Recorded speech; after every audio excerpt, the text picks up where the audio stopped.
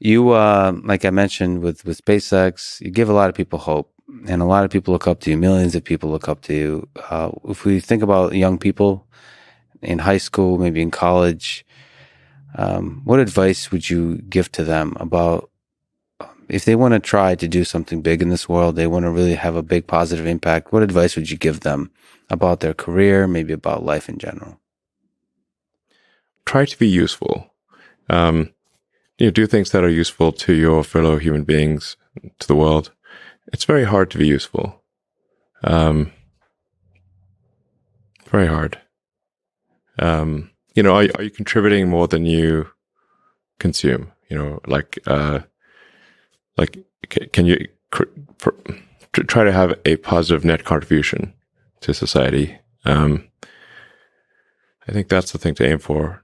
Not to try to be sort of a leader just for the sake of being a leader or whatever. A lot of time, the people you want as leaders are the people who don't want to be leaders. So, if you can live a useful life, that is a good life, a life worth having lived.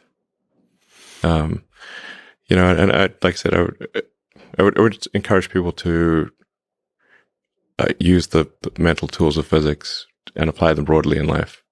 They're the best tools. When you think about education and self-education, what do you recommend? So there's the university, there's self-study, there is hands-on, sort of finding a company or a place or a set of people that do the thing you're passionate about and joining them as early as possible. There's taking a road trip across Europe for a few years and writing some poetry. Which trajectory do you suggest? In terms of learning about how you can become useful, as you mentioned, how you can have the most positive impact.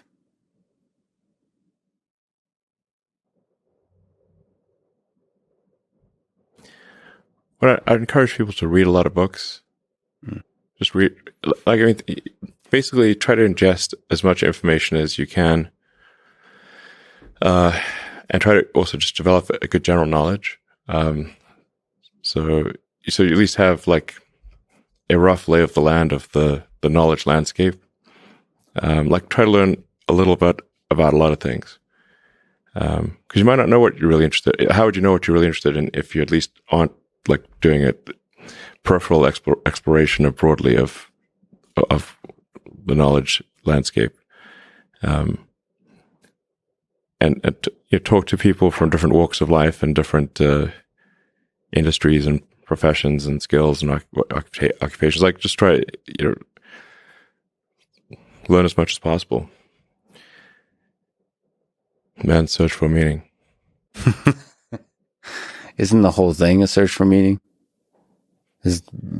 Yeah, what's the meaning of life and all, But just generally, like I said, I would encourage people to read broadly in many different subject areas, and then try to find something where there's an overlap of your talents and what you're interested in. So people may be good at something, or they may have skill at a particular thing, but they don't like doing it. Mm-hmm. So you want to try to find a thing where that's a good combination of the things that you're inherently good at, but you also like doing. And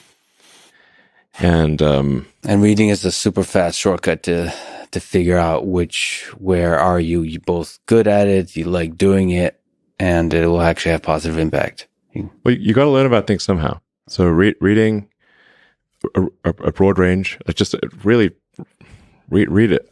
At one point when I was a kid, I read through the encyclopedia. So that was pretty helpful. And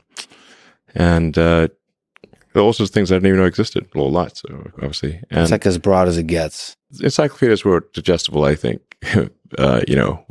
40 years ago. Maybe read through the condensed version of the Encyclopedia Britannica. I'd recommend that. You can always skip subjects where you read a few paragraphs and you know you're not interested, just jump to the next one. So read the encyclopedia or skim through it. And